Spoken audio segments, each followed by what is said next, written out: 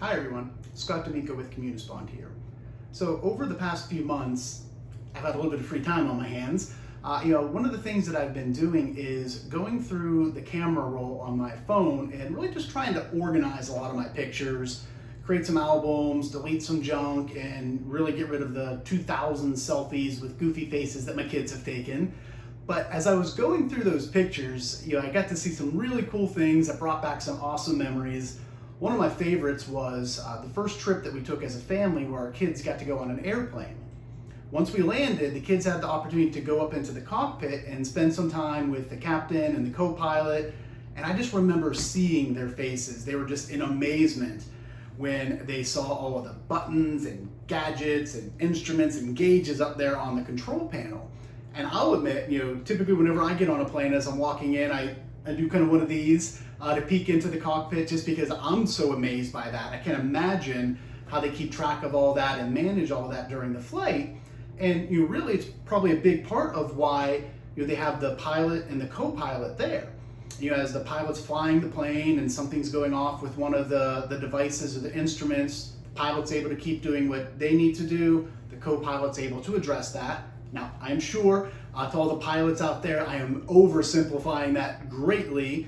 But if you think about this idea of pilot and co-pilot, there's a lot of parallels between flying the plane, landing the plane, and really running and engaging an effective virtual meeting.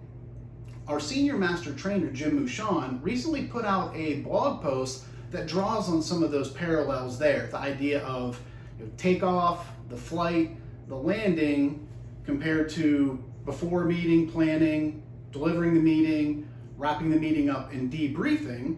And from an instructor standpoint or a presenter or speaker standpoint, if you're in a virtual meeting and you're focused on your content, it's really challenging to address a participant if they're having camera issues, or they can't see your screen, or the audio is not working correctly.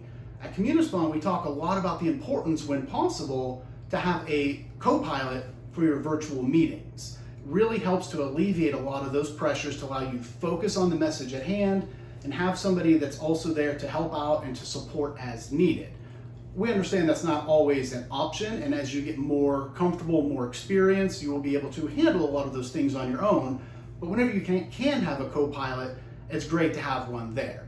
As I mentioned, our master trainer Jim put out a great blog comparing the flight with the running of an effective virtual meeting, put a lot of great tips in there. If you're doing a lot more virtual meetings lately, which I would imagine you probably are. So if you want, the link to the blog is in the comments below. Be sure to check it out, like it, share it across your network. And if you have any tips for leading an effective, engaging virtual meeting, I would love to hear them. Please share them in the comments as well. Thanks and have a great day.